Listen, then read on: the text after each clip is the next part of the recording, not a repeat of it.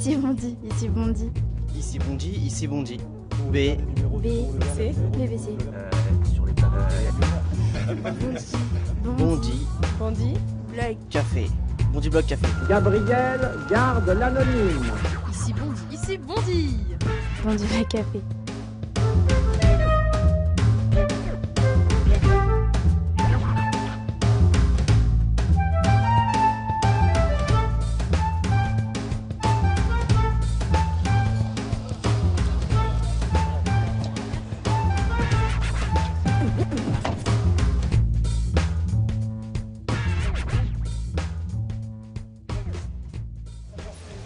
Hélène Geoffroy, bonsoir. Bonsoir. Ça va bien, il pleut? Ça va, merci. Je mets votre parapluie ici. Merci. Bienvenue à Bondy. Je vous invite Merci. à rejoindre le bar. Bonsoir Nadège. Bonsoir Nadège. Qu'est-ce que vous buvez, Madame la Ministre? Un coca, s'il vous plaît. Un coca, bah 2 coca. Hélène Geoffroy, vous êtes secrétaire d'État chargée de la ville auprès du ministre Patrick Caner. Oui. Vous étiez aussi maire de Vaux-en-Velin. Oui, j'étais députée maire de la ville de Vaux-en-Velin. Vous êtes de Lyon ou vous vous êtes installée dans la Non, région? je suis arrivée en Vaux-en-Velin en 1997 pour des raisons professionnelles. J'ai réussi à un concours et j'ai été nommée chargée de recherche. Parce qu'il y a une école d'ingénieur et une école d'architecture à Vaux. Et du coup, c'est là que j'ai commencé ma carrière juste après ma thèse d'enseignant-chercheur. Et puis ensuite, je me suis inscrite dans la vie politique. Sur place? Sur place. Donc vous êtes installée en fait? Oui, je me suis installée. J'avais commencé à être sympathisante du Parti socialiste en 95, juste après les présidentielles, en me disant qu'il fallait faire des choses. Et puis il y a eu 2001. 2001, c'est une loi importante sur la parité. Qui fait que les partis politiques ont dit qu'il fallait des femmes. Et comme j'étais, et je suis toujours féministe convaincue, j'ai dit, voilà, j'y vais. Et ça a été une autre révélation d'être élue. Vous avez toujours voulu faire de la politique? Je ne pensais pas en faire. Moi, au départ, j'étais donc chercheur. Je faisais la mécanique des solides et des structures. Donc, c'est pas la voie la plus naturelle pour faire de la politique. Mais ce qui m'intéressait, c'était... j'étais convaincue qu'il fallait quand même s'engager à l'endroit où on habitait. Parce que sinon, les choses se font sans les habitants, sans vous. Et... Mais vos parents, par exemple, vos proches, avaient une activité politique? Oui, j'ai grandi dans une famille dans laquelle on ne se désintéressait pas de la marche du monde. Au contraire, on essayait de la comprendre. Donc ça bataillait un peu à table, ça discutait? Oui, on discutait beaucoup politique. Et par exemple, en 1981, quand François Mitterrand a été élu. Bon, moi, j'étais en Guadeloupe, parce que j'y ai grandi. C'est ma première coupe de champagne, parce que, voilà, on a fêté l'arrivée de la gauche. Donc, vous voyez, j'avais 11 ans. Est-ce que vous pensez, par exemple, qu'en 2012, à l'arrivée de François Hollande, des petites filles dans leur famille ont eu le même réflexe? En tout cas, nous avons été nombreux à faire la fête et à être contents. Ça venait après une longue séquence de la droite au pouvoir. Une longue séquence de la droite et une volonté... Il y avait un espoir aussi. Ah oui, moi j'en suis... Vous pensez que les citoyens aujourd'hui pensent que l'espoir est encore à gauche, que le progrès est encore à gauche? Ou est-ce qu'au fond, on a le sentiment qu'il n'y a plus de gauche, il n'y a plus de droite, comme peut le dire Emmanuel Macron? Bien sûr que certains citoyens disent qu'il n'y a plus de gauche, il n'y a plus de droite, parce qu'on n'en voit pas assez les fruits. Mais si la gauche est si exigeante aujourd'hui avec le gouvernement, si le peuple de gauche est si exigeant, c'est parce qu'il est toujours convaincu que la gauche porte l'espoir, que c'est à gauche que se construit l'espoir de changer le monde. Je ne crois pas au grand soir. Je crois plutôt que c'est une succession d'actions qui permettent... Ça, c'est une formule de gauche, hein, le grand soir, pourtant. Oui, mais je pense qu'elle n'a finalement pas fonctionné. Hein. C'est une formule, mais...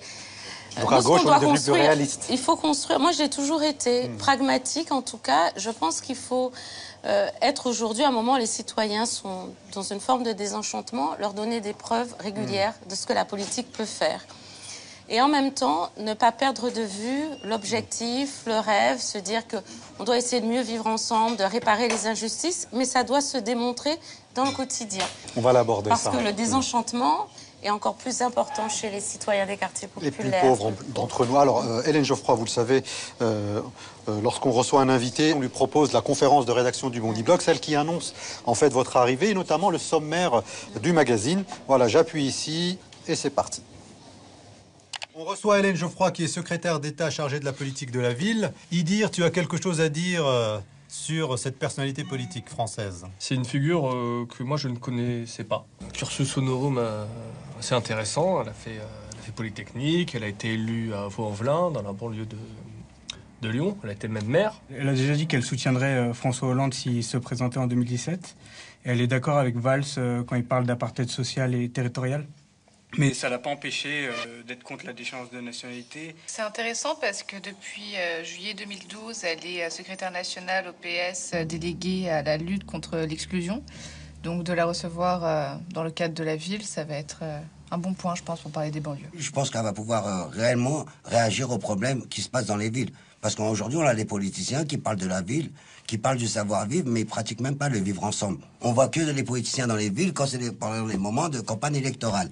Là, il y a 2017 qui arrive, on va voir les politiciens. On a l'impression que les habitants des quartiers populaires sont plus pris comme des électeurs par les politiques que par des citoyens à part entière. C'est-à-dire que pendant les campagnes électorales, on va promettre beaucoup de choses à ces habitants-là. Et en 2012, François Hollande avait suscité beaucoup d'engouement dans les quartiers populaires. Aujourd'hui, 4 ans après, c'est tout l'inverse, c'est beaucoup de déception et rien n'a changé. Mais le problème, c'est que c'est un calcul qui est absolument défaillant parce qu'on est dans une situation aujourd'hui où dans certains quartiers populaires et pour certaines élections, il y a 70% d'abstention. Donc ce désamour citoyen et ce désamour des politiques, c'est un calcul qui est mauvais. Maintenant, la politique, on la comprend pas, ils ne comprennent pas en fait. Les personnes, c'est de comprendre les personnes qui habitent en banlieue, mais c'est pas tout ça. Comment une personne qui gagne, je sais pas, 5 000 euros, 6 000 euros par mois peut comprendre une personne qui gagne le RSA? Le problème en banlieue, c'est pas un problème de noirs ou d'arabes ou de chinois, c'est un problème de riches et de pauvres. Ça a toujours été comme ça, c'est comme ça depuis un siècle. Sauf que là, les populations ont changé de visage, mais le problème reste le même. Moi qui vis en banlieue depuis ma naissance, eh bien, je me déplace toujours à Paris. Et je comprends tout à fait que les Parisiens, pour ce que vous appelez les bobos, ne viennent pas en banlieue parce qu'il n'y a rien à faire, c'est simple. Ils ont fait en sorte qu'il n'y a rien à faire là-bas, il n'y a rien à faire, c'est mieux à Paris. Mais c'est ça le problème, c'est qu'on est toujours obligé de se déplacer, faire 45 minutes de métro pour boire un café, 1 heure de transport, plus un RER, plus un bus pour aller voir une pièce de théâtre. En fait, oui, moi je pense que, je ne sais pas si c'est le bon mot, apartheid, mais ségrégation sociale, ethnique, raciale, je pense qu'elle existe vraiment. Venez nous voir, venez nous visiter, c'est pas un zoo. C'est rempli de richesse, c'est rempli de culture, c'est rempli de vie. Venez boire un café en terrasse, en banlieue. Venez faire vivre cette économie de ce quartier. Venez, c'est beau, quoi. Je sais pas, moi. Je vous invite à venir à Bondy. Alors, quelques réactions. Il y a des mots-clés qui sont sortis. Ségrégation, apartheid, école, éducation, moi, j'avais pauvreté. Voilà, moi, j'ai repris les mots d'apartheid social et territorial du Premier ministre parce que je dis à un moment, si on veut travailler aux réponses aux difficultés qu'on connaît dans nos quartiers populaires, il faut poser les diagnostics et avec des mots forts. Moi, les 2 mots que j'ai bannis de mon vocabulaire pour parler de nos quartiers, ce sont les mots laboratoire et expérimentation parce que très souvent on dit tel quartier populaire, laboratoire de la politique de la ville, terre d'expérimentation. Et moi, je considère que après ces 40 années, donc comme ce n'est justement pas un zoo, qu'il n'y a pas de l'idée, donc on n'a pas de laboratoire. Expérimenter dès les années 80 une autre façon de faire. Mais moi, je dis, faisons tout simplement la normalité, ce qui fonctionne partout dans les quartiers les plus favorisés. On le fait aussi dans nos quartiers populaires et on cesse d'être des terres d'expérimentation.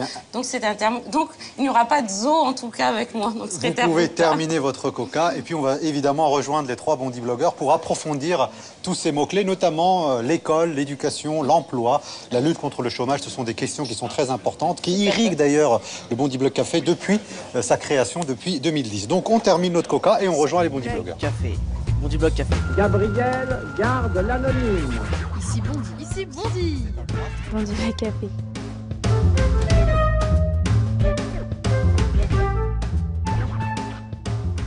Bondy Blog Café avec Hélène Geoffroy. Bonsoir Madame la Ministre. Bonsoir. Madame la Ministre, Madame la Secrétaire d'État, qu'est-ce qu'on dit? Les deux peuvent se dire, du point de vue protocolaire, s'il n'y a pas de ministre. Très bien. Merci beaucoup Madame la Ministre d'être venue à Bondy. Je rappelle donc que vous êtes Secrétaire d'État chargée de la ville auprès du ministre de la Ville et de la Jeunesse et des Sports, donc Patrick Kanner, que nous avions reçu il y a quelques mois dans le cadre des 10 ans des révoltes sociales de 2005. Face à vous, pour conduire ce Bondy Blog Café, 3 Bondy blogueurs qui ont préparé ce magazine, Inès El Aboudi, Mathieu Blard et Leïla Khouyel, et tout autour de vous, un certain nombre de jeunes du Bondy Blog. Mais avant tout cela, je voudrais vous montrer votre photo d'il y a quelques années. C'est une tradition ici. Elle n'est pas très ancienne. Elle n'est pas très ancienne. Donc, est-ce que vous vous souvenez exactement de l'endroit, notamment à droite? Elle est prise en tout cas, elle est prise à Vaux-en-Velin. Je suis, moi je pense de avant ma première campagne, juste après 2004, je voilà, dirais. c'est exactement ça, 2004. J'avoue que j'ai reconnu la veste à peu près à cette époque-là. Voilà. Et bien sûr celui qui est à côté de moi, qui est une des figures locales de Vaux-en-Velin. Très bien. Donc vous avez été la maire donc, pendant 2 ans. Voilà, et dont je suis élue locale depuis 2000 ans. Après 85 ans de gestion communiste en fait de Vaux-en-Velin. J'ai gagné la ville qui était communiste depuis 1929. Très bien. Donc, pour un peu planter le décor, pour créer une atmosphère ici au Bondy Block Café, dans la brasserie Le Murat, je vous propose l'édito portrait réalisé ce mois-ci par Idir Houssini.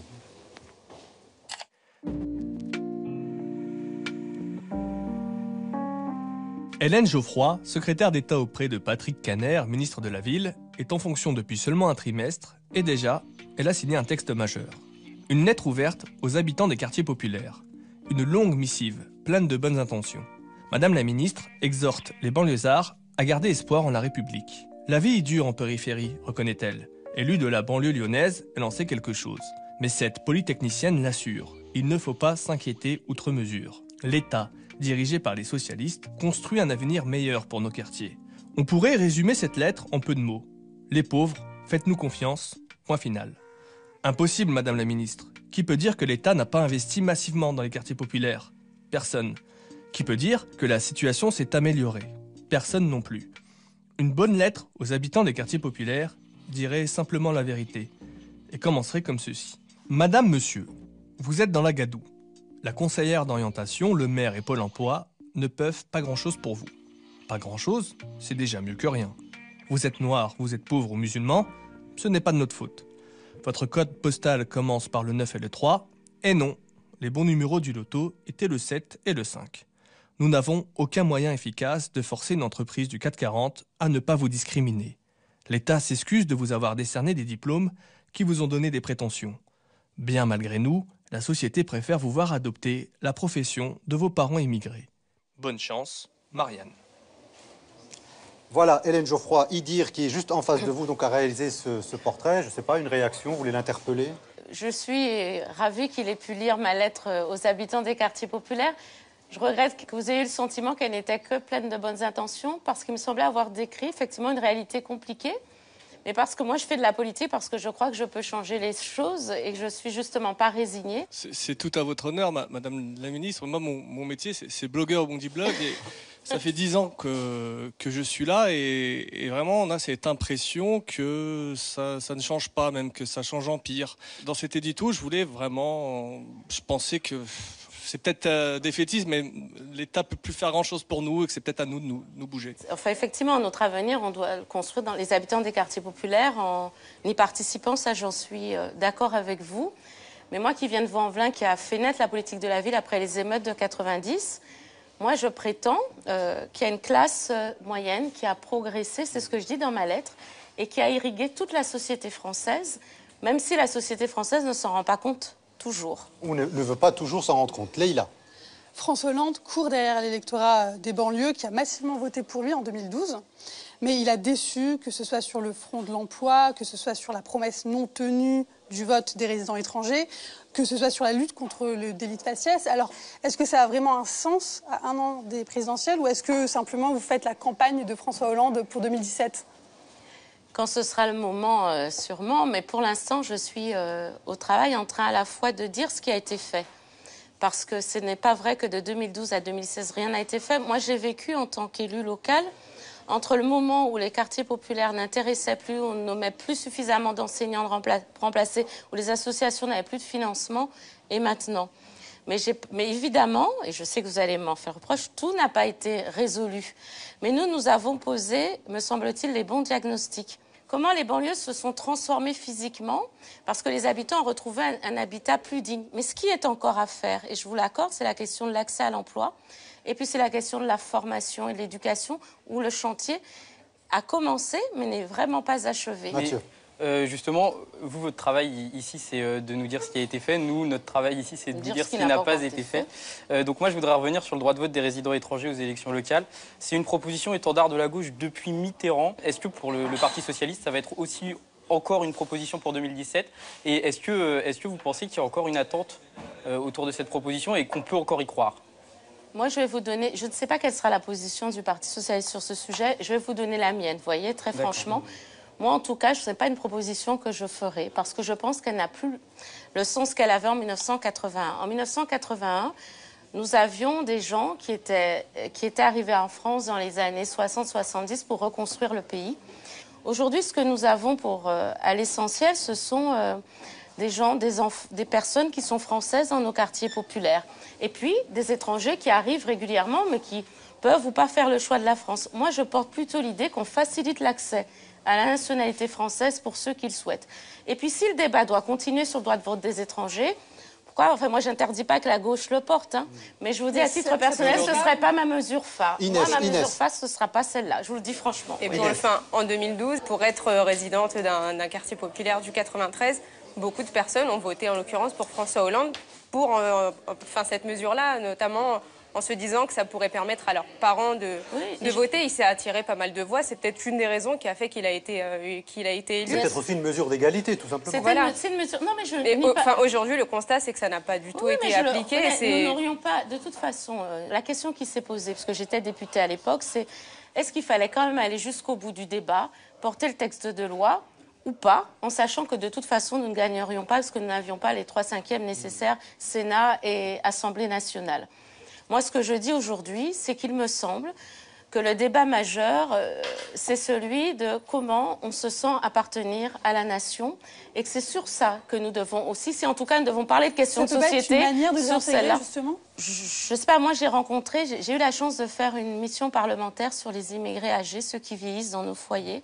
Ce qu'on appelle les Chibani. Les Chibani. Moi, ce que je crois qui serait juste, c'est que nous reconnaissions leur participation à l'histoire de France, pleine et entière, et comment ils ont reconstruit la France. Que c'était ça la vraie question. Et qu'est-ce qu'on ferait pour eux, du coup, si on reconnaît aujourd'hui qu'ils ont participé à l'histoire de la France? Déjà, on leur redonne des proposez droits qu'ils n'avaient pas assez, qui leur permettent de faire des allers-retours entre leur pays d'origine et la France. On améliore leurs conditions pour vieillir. Ce qu'on est en train de faire en rénovant les foyers à Doma, qui parfois, je rappelle, c'est 5 mètres carrés. Aujourd'hui, on passe enfin à des studios. Là, c'est leur rendre justice. Je me souviens d'une rencontre très forte que j'ai eue de cette nature-là. On dit, j'étais députée, Madame la députée, ce qui nous irait le plus aujourd'hui, c'est que nos enfants, pour lesquels nous sommes venus parce que nous voulions qu'ils aient une vie meilleure, qu'ils l'aient vraiment, et ce n'est pas toujours le cas. Et ça amène à vos autres questions. Mathieu. Est-ce que vous pensez, comme le ministre de la Ville, Patrick Caner, qu'il y a une centaine de Molenbeek français? Moi, je n'utilise pas cette formule. La radicalisation est un problème de la France tout entière et de notre société tout entière. Et ce qui est sûr, c'est qu'il y en a aujourd'hui, il faut le regarder en face, qui prônent un développement séparé. Est-ce que Patrick Caner a fait une erreur en disant ça? Parce qu'il a envoyé finalement... Moi, je vous dis, franchement, je n'aurais pas employé... Vous en avez parlé? Je n'aurais pas employé cette formule, et d'ailleurs, je ne l'emploie pas. Parce que moi je dis, pour qu'on soit bien clair, je ne crois pas qu'il ait voulu dire qu'il y ait des quartiers qui soient radicalisés.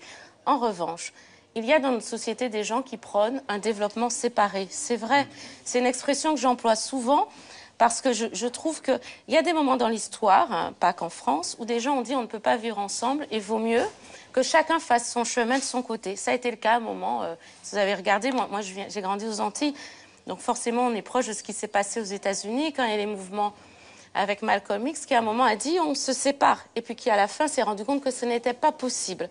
Et moi, à ce moment-là, nous, il faut qu'on combatte ça. Nous, les républicains attachés à notre pays, à son histoire. Alors, on va justement poursuivre, Hélène Geoffroy, si vous le permettez, pour redonner la parole aux autres jeunes du Bondi Blog, justement, sur ces 4 ans de bilan donc de François Hollande donc à l'Élysée, notamment sur la thématique de la politique de la ville. On leur a posé la question. Je vous propose d'écouter ça très vite et on revient sur des thématiques beaucoup plus précises, notamment concernant l'éducation, la culture et encore l'emploi.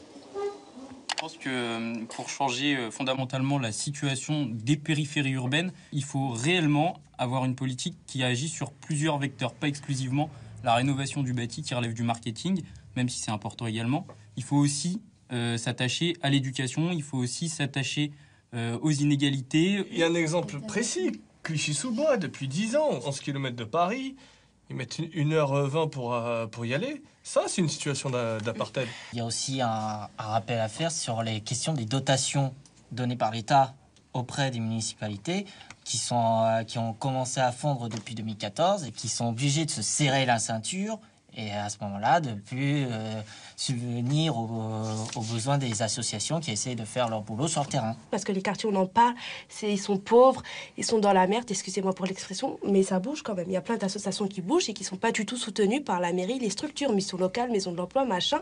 Il faut que ça vienne de la population qui vive, des populations qui vivent dans les quartiers. Si eux se manifestent pas, si eux ne bougent pas, rien ne va changer. On met des millions, des milliards. Si la population ne change pas, ça ne changera pas.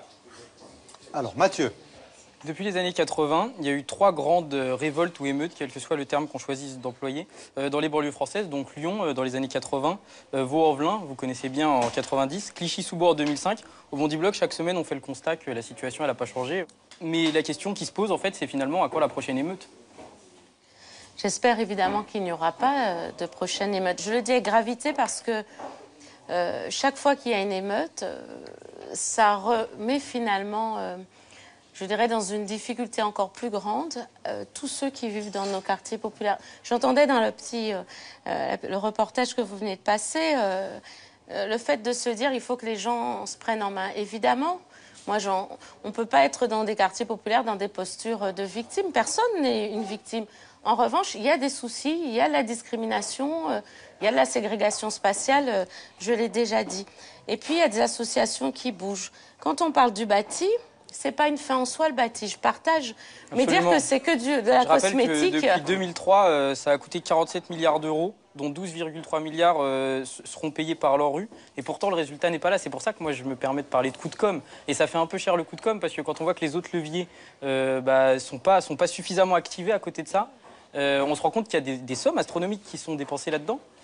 Et en qui même finalement... temps, oui, ça n'a pas suffi, mais en même temps, je vous assure que quand vous vivez dans un quartier qui est dégradé, où vous n'invitez personne parce que c'est cassé, parce que ça sent pas bon, et je vous passe les détails, vous avez tous pris des ascenseurs.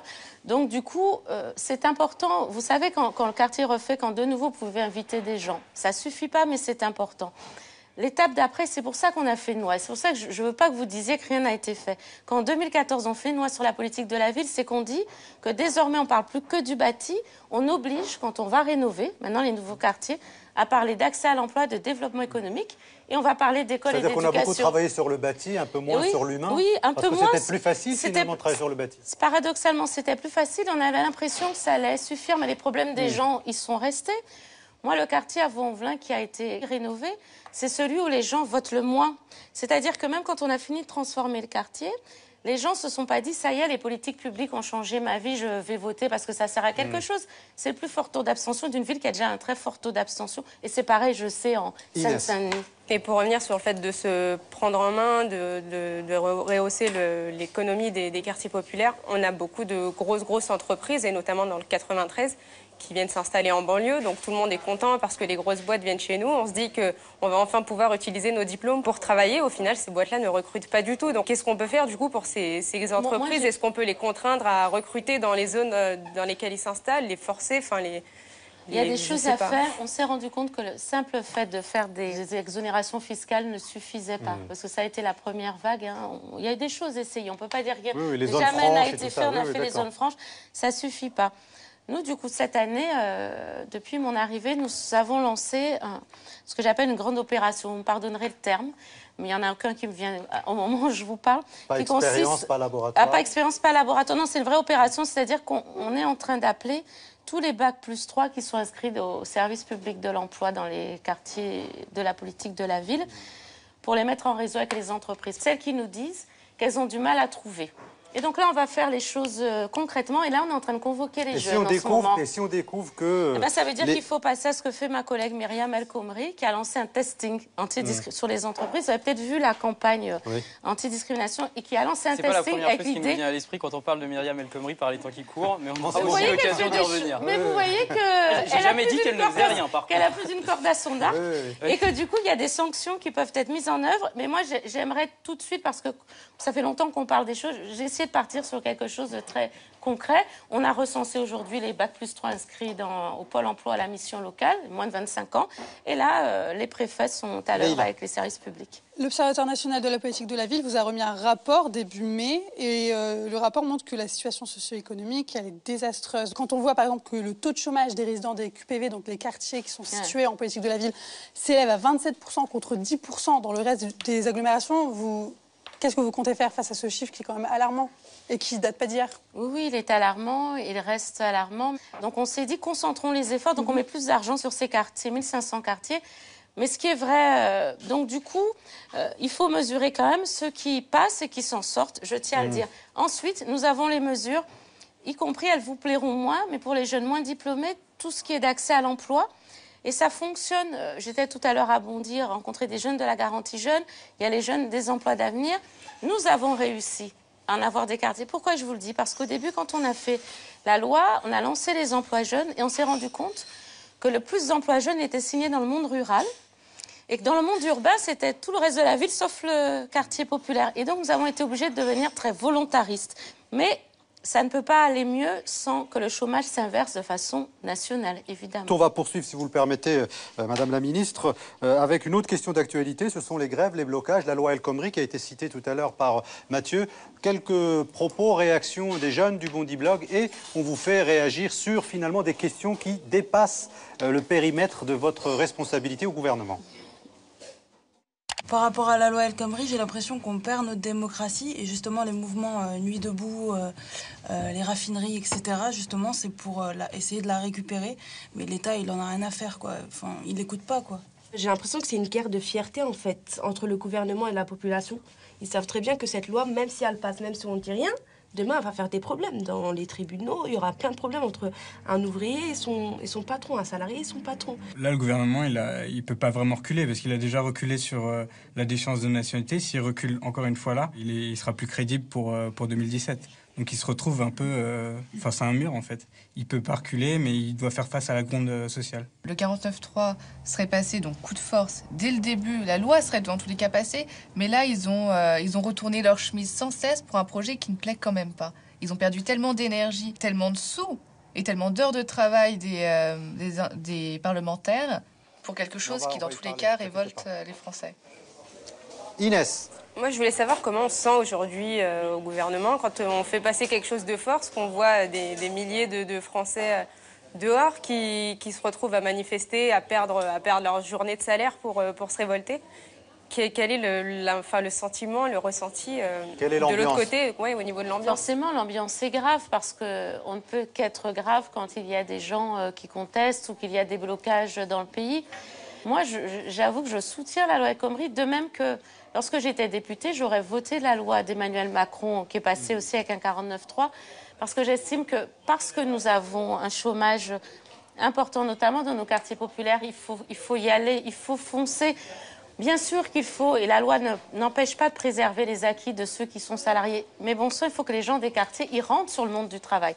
Et donc cette loi, dont je rappelle qu'un certain nombre de syndicats soutiennent, les syndicats réformistes, la CFDT entre autres, nous avons trouvé un accord, donc nous avons dialogué et trouvé un accord. Moi je dis à un moment, nous ne pouvons pas rester dans ce statu quo.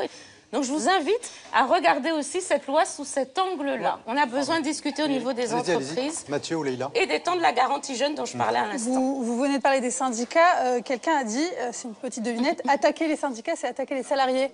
C'est François Hollande quand il était candidat. Il l'a annoncé à Vaux-en-Velin en 2012. C'est vrai qu'il était en campagne. Tout à fait. Il était en campagne à Vaux-en-Velin.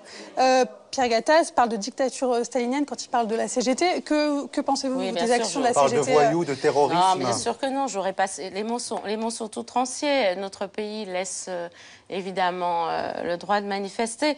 En revanche, c'est aussi notre, comment dirais-je, notre devoir de débloquer pour permettre au pays de continuer à fonctionner. Moi, ça me semble normal que nous débloquions les raffineries, les ports, etc. Je vais parler un peu de style. Le 49.3 est présenté de part et d'autre comme un déni de démocratie. Finalement, en y réfléchissant, est-ce que c'est pas un aveu d'impuissance de la part d'un gouvernement qui est censé avoir sa majorité à l'Assemblée? Ça veut dire en tout cas que ça traduit. Ce que ça traduit, bon, c'est pas une déni de démocratie parce que c'est inscrit dans nos textes, hein, donc on respecte ce que permet dans des des textes qui datent quand même Pas si longtemps parce que Nicolas Sarkozy a révisé la Constitution pendant qu'il était... Et du coup, il n'a pas enlevé cet outil. Ça pourrait être l'occasion de le rappeler à la droite qui nous attaque sur le 49. Démocratie monarchique vieillissante gaulienne. Ce que ça traduit de mon point de vue, c'est plus un débat qui est en train de traverser la gauche et qui est un débat, c'est plutôt ça que ça traduit. Et c'est un débat important pour le peuple de gauche. Et je le dis aussi avec la même gravité que pour parler de l'état du gouvernement. Parce que c'est vrai que nous sommes aux responsabilités aujourd'hui et ce serait le pire pour moi de dire que nous n'avons pas tout essayé pour résoudre les problèmes qui nous étaient posés. Mais Hélène, que s'est-il passé entre 2012 et aujourd'hui? Parce que moi j'ai le souvenir de François Hollande qui expliquait qu'il voulait un peu apaiser la société française. Or, quand on voit aujourd'hui ce qui se passe, non seulement les grèves, les blocages, mais aussi toutes les violences policières, l'ambiance un peu à gauche, qui est une ambiance quand même assez exécrable. Que s'est-il passé depuis 4 ans pour Nous avons aussi des casseurs. Donc, enfin, vraiment, nous avons un climat... Oui, je reconnais que le climat... Aujourd'hui, nous sommes dans un débat entre gens de gauche. Et moi qui fais partie de cette gauche que l'on appelle réformiste, dont je pense qu'elle est indispensable, y compris pour nos quartiers populaires. Parce qu'il faut qu'on sorte de toute forme... je vais mettre les guillemets parce que j'accuse pas ceux qui sont frondeurs d'être ainsi, mais dans nos quartiers, toute forme de paternalisme, toute forme de compassionnel, etc. Maintenant, il faut prendre les problèmes à bras-le-corps. Et c'est ce que nous sommes en train de faire. Vous parlez d'un débat à l'intérieur de la gauche, justement. Est-ce que vous pensez, comme le président de la République, qui, soit dit en passant, se voit un petit peu comme un Margaret Thatcher de la gauche ultralibérale, qu'il n'y a pas d'alternative à la gauche qu'il représente lui? Je dis pas que... Non, moi, je pense pas que François Hollande... En tout cas, je le vois pas comme une Margaret Thatcher, parce que nous ne sommes pas... Non, mais il a dit qu'il n'y avait pas d'alternative à la gauche, parce qu'il n'y a pas de... à la gauche qu'il représentait. De démolir les syndicats, nous renforçons le dialogue social Ça rappelle un peu dans les le lois. there is no alternative thatcherien. On laisse répondre... J'entends ça. D'autres alternatives, je n'aurais pas cette prétention-là. En revanche, je pense que c'est la gauche telle qu'elle est aujourd'hui qui gouverne, qui est en train de prendre toute cette responsabilité, et c'est à elle que je demanderais, moi en tout cas, de faire confiance.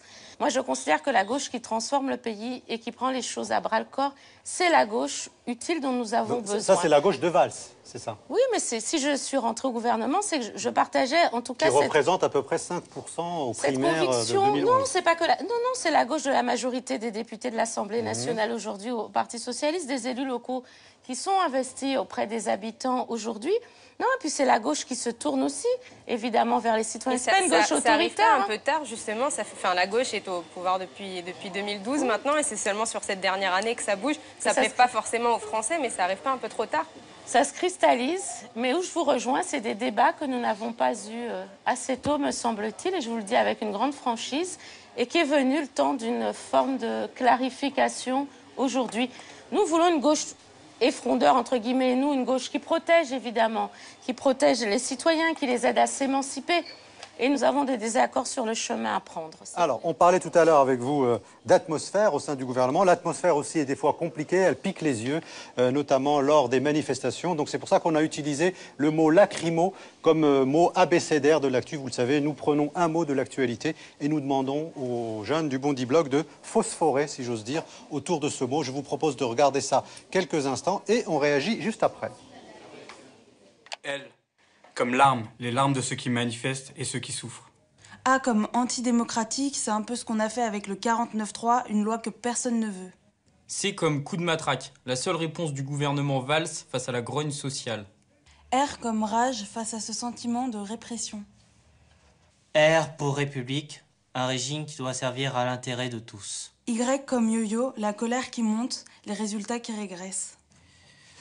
M comme manque. Parce que quand il y a un manque de discours, ce sont les armes et les poings qui prennent la relève. M comme manifestation, le meilleur endroit pour perdre un œil. Oh, la gauche, t'es où? Oh, oh, oh, la gauche, oh, la gauche, oh, oh, la gauche, oh, oh, oh. Vous êtes bien amusés, là. Non, mais moi, je dis « eh oh, la gauche » parce que je considère qu'au bout de 4 ans... je reprends une expression de mes collègues du gouvernement, nous n'avons pas à nous couvrir la tête de cendre. Hein. Nous avons protégé vraiment, alors que la situation était si compliquée, avec le monde économique qui nous entourait, nous avons quand même protégé notre pays. Inès. Mais pour revenir sur le mot lacrymo, ça fait tout de suite penser aux manifestations qui se sont déroulées ces dernières semaines. Nous, enfin en banlieue, on parle de violences policières depuis des dizaines d'années et c'est ignoré, c'est limite pris avec du mépris. Et maintenant que ça se passe en plein cœur de la capitale, dans toutes les grandes villes de France, que c'est filmé, du coup, qu'on a des preuves, là, on en parle. Et, moi, personnellement, j'ai vraiment pris ça comme un mépris, tout simplement, de ne pas nous avoir cru parce qu'on n'avait pas forcément le réflexe du smartphone à l'époque. Et que maintenant, voilà, on est contraint d'en parler parce qu'on a des images qui le prouvent. Pour appuyer le propos d'Inès, je rappelle que l'ACAT a publié en 2016 un rapport cinglant sur les violences policières. Entre 2005 et 2015, 89 cas de blessures graves, dont 26 ayant entraîné la mort, ont été recensés. Voilà. Alors qu'est-ce qu'on fait contre les violences policières? Bien évidemment pendant ces manifs, mais aussi les violences policières du quotidien dans les quartiers. Moi, j'aurais une vision, si vous me permettez, un peu plus complexe de la situation. Ce qui s'est passé a montré finalement récemment, si vous me permettez cette petite pointe d'humour, que ce n'est pas les jeunes de banlieue les premiers qui étaient concernés. Ce qui concerne la police, elle est aujourd'hui plutôt bien accueillie dans nos quartiers par les adultes. Je parle avec l'expérience de maire, d'élus locaux et des élus locaux que je rencontre. Sur la question des manifestations dont vous parlez, lorsque les policiers ont été mis en cause, vous avez vu que le ministre de l'Intérieur est intervenu, que les enquêtes de la police ont été lancées, des enquêtes. Donc, de fait, on ne laisse pas les choses impunies. De l'autre côté, il faut reconnaître aussi, moi je l'ai vu de mes yeux vus pour le coup, des casseurs foncer aussi sur des policiers et les agresser et les attaquer. Donc on sait que cela existe. Ce qui est un sujet sur notre sujet, donc il faut aussi entendre aujourd'hui que cela existe. Mais la violence qui vous regarde, vous, en tant que représentante de l'État, c'est la violence légitime de l'État, au sens où l'entendait Weber. Donc l'outil de l'exercice de cette violence légitime, c'est la police. Nous, on a besoin... Non, mais moi, je partage... C'est pour ça qu'on vous interroge là-dessus et pas sur les éventuels casseurs. Moi, je ne suis pas d'accord avec cette façon de voir. Je ne considère pas que c'est légitime que des casseurs attaquent la police. Ah non, moi non plus, c'est parce que j'ai dit. Oui, non, mais je vais jusqu'au bout. Non, mais je sais que vous n'avez pas dit ça. Non, mais je sais que vous ne l'avez pas dit. Je n'ai pas dit que vous aviez dit ça. La police, elle protège aussi la République. En ce qui concerne les questions entre les jeunes et la police, évidemment qu'il y a un travail à faire qui s'est arrêté net lorsque la police de proximité a été abandonnée après 2007. Donc nous, qu'est-ce que nous avons fait? Police-population, où nous mobilisons les forces de l'ordre d'un côté et les associations et les jeunes qui veulent travailler sur ces questions-là. Nous sommes en train aujourd'hui d'essayer d'inventer et de renouer un dialogue. Moi, je ne crois pas qu'il y ait des mesures faciles, mais je crois beaucoup à ces vertus d'un dialogue de gens qui réapprennent à se comprendre et à cesser de voir l'autre comme un ennemi. Sur le récépissé, par exemple, vous avez un point de vue, vous avez tranché, vous, la question ou pas? Je ne l'ai pas tranché, nous l'avons tranché au niveau du gouvernement. Et ce sur quoi nous avons opté, c'est de travailler là-dessus. Nous avons donné un numéro d'immatriculation quand même. Je rappelle que nous ne partons pas de rien, une obligation de s'identifier pour les policiers. Et nous sommes aujourd'hui plutôt sur comment travailler dans nos quartiers populaires sur cette relation police-population. C'est encore mon côté très pragmatique. Je rappelle juste que sur le récépissé, c'est donc lorsqu'on est contrôlé, l'agent peut délivrer un récépissé donc aux jeunes qui puissent éventuellement donc le présenter en cas de... Et ça a été fait dans d'autres pays et c'est pour ça que... Vous parlez de sécurité, tout à l'heure vous évoquiez Myriam El Khomri, donc on vous entend parler sur pas mal de thématiques et justement la politique de la ville, elle regroupe beaucoup de thématiques. Est-ce que vous dialoguez avec d'autres ministères, l'éducation, l'économie, ou est-ce que vous êtes plutôt isolé? Non, je dialogue avec tout le monde. Mon rôle, c'est de faire de l'interministériel de façon permanente. Et aujourd'hui, les sujets que j'ai mis le plus en avant, à côté de l'emploi, vous l'aurez compris, c'est la question de l'école et l'éducation, d'où un dialogue très fort avec Najat Vallaud-Belkacem. Et puis la participation des citoyens, parce que nous avons fait une révolution démocratique dans nos quartiers populaires en créant pour la première fois des instances qui vont co-décider avec l'État. Oui, des conseils citoyens avec des citoyens tirés au sort, pour que ce ne soit pas juste les opposants ou les amis du maire qui soient dans le conseil citoyen, mais vraiment des habitants à qui on donne envie de s'investir. Pour financer tout ça, parce que ça, c'est quand même la question. Ça fait partie de mon action de secrétaire d'État, aller chercher les financements, et je les ai trouvés au moins pour former les conseils citoyens et sur les écoles, pour m'atteler à la rénovation du bâti. Nos écoles, vous savez, le renouvellement urbain reconstruit les logements. Parfois, les écoles n'ont pas été refaites en même temps. Or, elles ont 40 ans, comme les UP. Il y a eu des exemples célèbres que vous avez vus, mais c'est la réalité aujourd'hui de plein d'écoles qui sont ceux qui ont plus de 40 ans retrouvent à peu près dans l'état dans lequel ils ont connu à 10 ans. Il faut dire les choses. À Marseille, et donc aujourd'hui, voilà, nous allons investir des financements pour rénover le bâti. Et puis l'éducation nationale investit en termes d'enseignants. Je sais qu'il y a un déficit encore en Seine-Saint-Denis, mais partout, nous reprenons pied. Mais au-delà du déficit, on a aussi des professeurs qui sont très très jeunes et qui font leur première expérience dans le 93. Et du coup, on a l'impression que certaines classes sont uniquement prises par des jeunes professeurs qui n'ont pas forcément l'expérience et tout ça va créer des tensions. Et c'est toujours les mêmes problèmes en dehors du bâti. C'est vraiment l'ambiance aussi à l'intérieur des écoles qui pose problème. On a deux choses à faire. Pour rendre de l'attractivité à l'école, il faut que le quartier change. C'est ce qu'on constate. Il faut que les familles, c'est mon autre cheval de bataille, que les parents puissent s'investir parce qu'ils revivifient tout le système éducatif, les enseignants, ceux qui sont autour et donnent envie parce que l'écosystème autour va mieux. Et puis aujourd'hui, avec, nous espérons le fait que les enseignants soient mieux payés, peut-être cela rendra-t-il les choses plus attractives. Et enfin, pour défendre les jeunes enseignants malgré tout, parfois des équipes jeunes, je comprends la question, mais aujourd'hui nous reformons de nouveau, ce sont des équipes dynamiques et très militante souvent. Il faut qu'elle reste, surtout, il faut qu'elle reste. Le plus grand sujet, c'est la stabilité.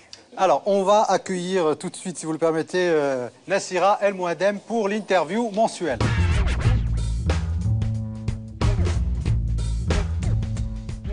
Bonsoir Nassira. Bonsoir Madame la Ministre. Bonsoir.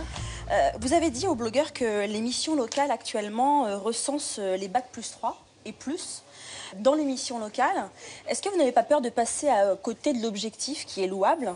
Parce qu'on le sait, et autour de nous, on le sait d'ailleurs beaucoup, beaucoup de ces bac+3 ne sont pas dans les missions locales. Non, évidemment, tout le monde n'est pas inscrit à la mission locale à Pôle emploi. Je le sais bien. Mais surtout cette cible-là, les bac+3. Les bac+3, mais malgré tout, les recensements nous montrent qu'un certain nombre sont inscrits dans la recherche avec l'APEC, vous savez, ceux qui accompagnent les cadres aujourd'hui. Et l'idée, c'est qu'avec ce recensement, avec cet accompagnement, nous pourrons comme ça permettre à un certain nombre de jeunes diplômés de trouver du travail. Et peut-être que ça redonnera de la force à la chose publique. Mais est-ce qu'il ne faudrait pas surtout, plutôt, se diriger vers les universités? Paris 8, Paris 13, où là, effectivement, les diplômés sortent et vous avez tout le vivier disponible. Est-ce que c'est pas plutôt là qu'il faudrait travailler plutôt que dans les missions locales? Il y a deux niveaux de mon point de vue. Moi, je commence déjà avec ceux qu'on peut considérer en s'inscrivant dans le service public de l'emploi, qui font la démarche jusqu'au bout en se disant on fait confiance au système tel qu'il est. Et cela, il ne faudrait pas les décevoir. D'autres ont trouvé d'autres méthodes parfois. Et puis certains sont résignés, bien sûr. Ceux-là aussi, il faut les retrouver. À l'issue de l'université, il me semble qu'on est sur un autre sujet, ce qui est aussi comment faire du réseau.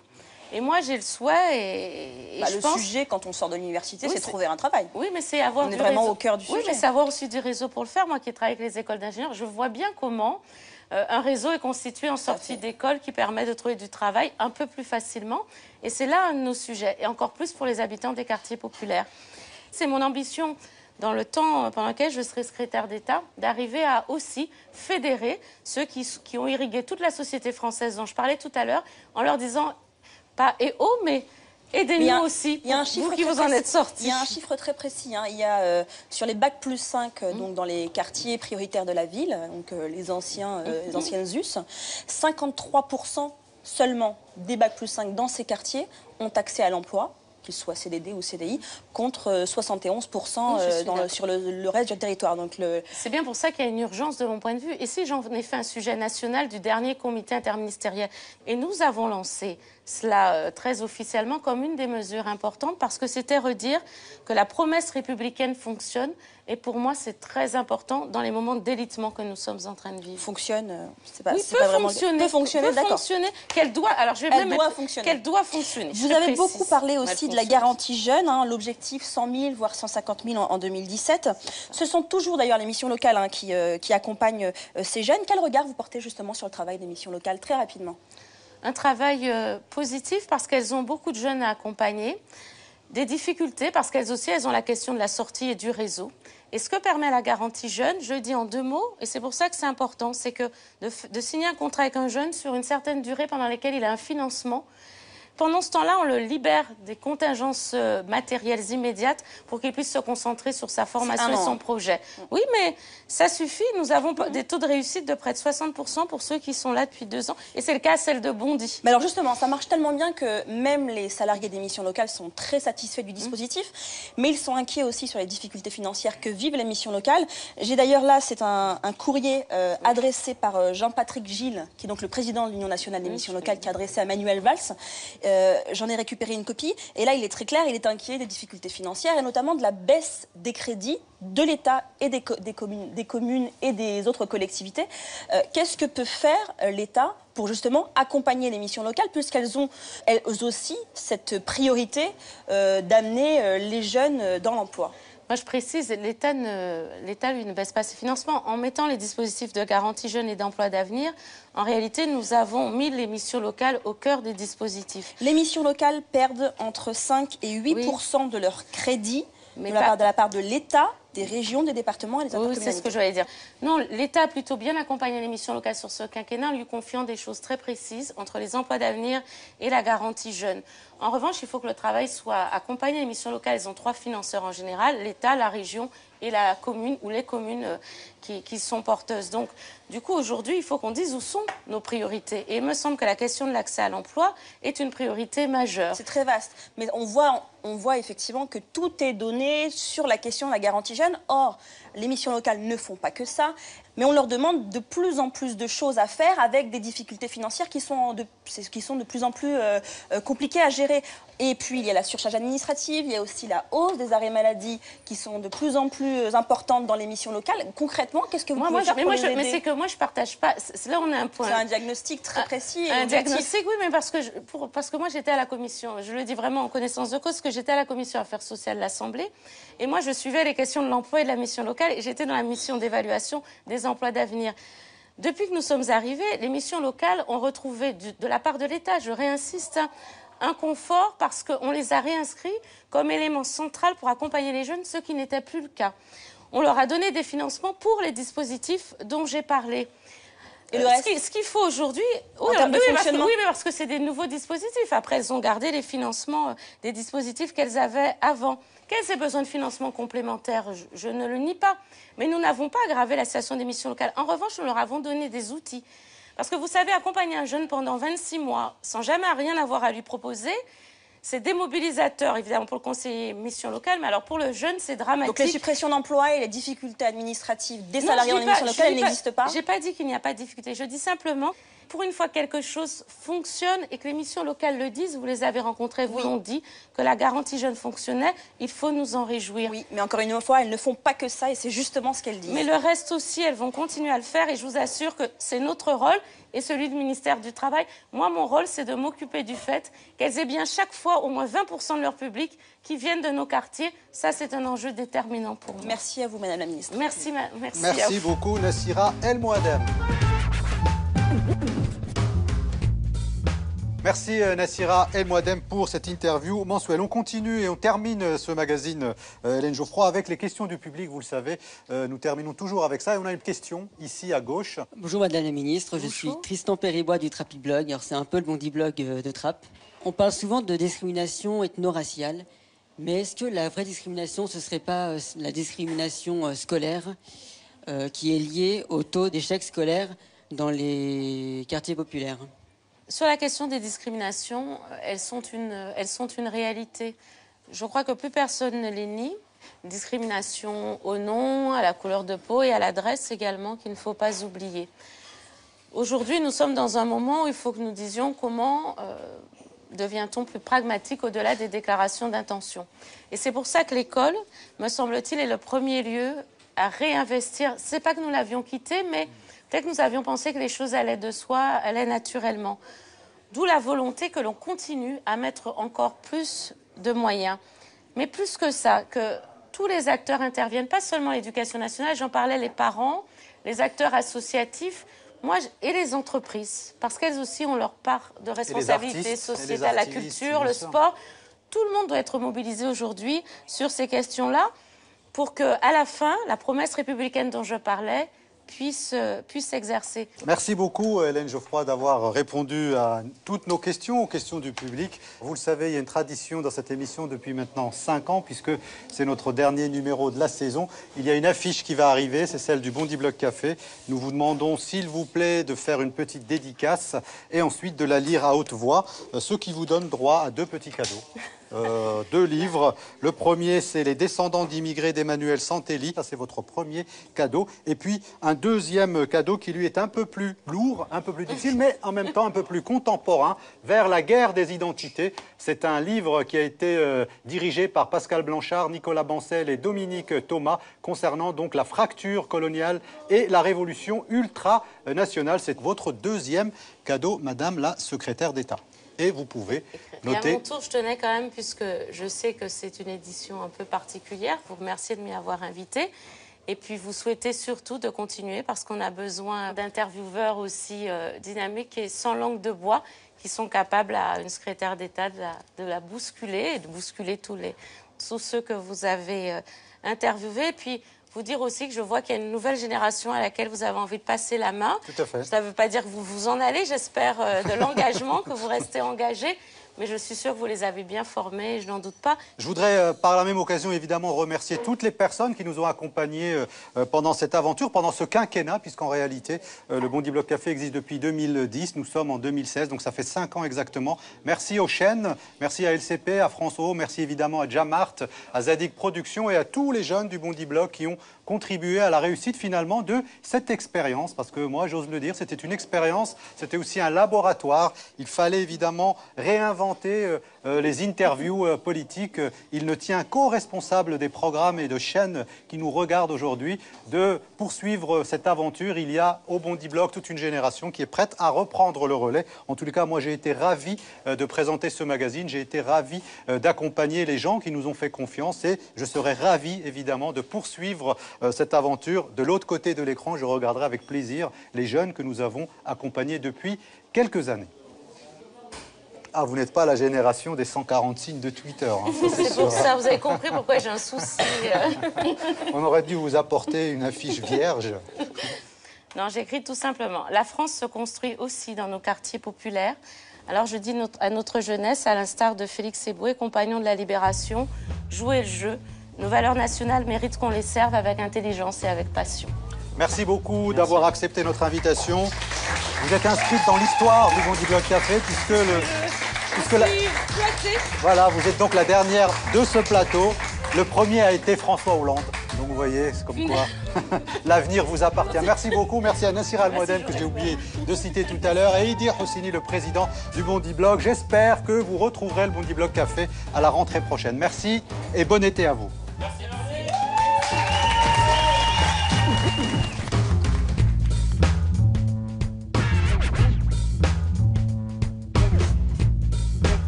Moi, je suis très fier d'avoir invité des représentants de la classe politique ici, dans ce bar. Et je pense que on va tous être marqués, évidemment, par cette expérience, parce qu'on a imposé une émission politique ici, chez nous, à Bondy, et ça, c'est très important. Voilà, on gardera ça, finalement. C'est ça qui est important. Ça va être chaud. Tu vois, spéciale dédicace à tous les porteurs de cartes de résident. Carte de résident de 10 ans. Voilà, tu vois. Et toi, je suis autorisé à rester en France jusqu'en 2022. Jusqu'en 2022. Bon, t'as un peu de marge encore. Donc, voilà. Encore un quinquennat. Jusqu'aux prochaines encore élections. Encore un quinquennat. Alors, clap de fin pour le Bondy Blog Café.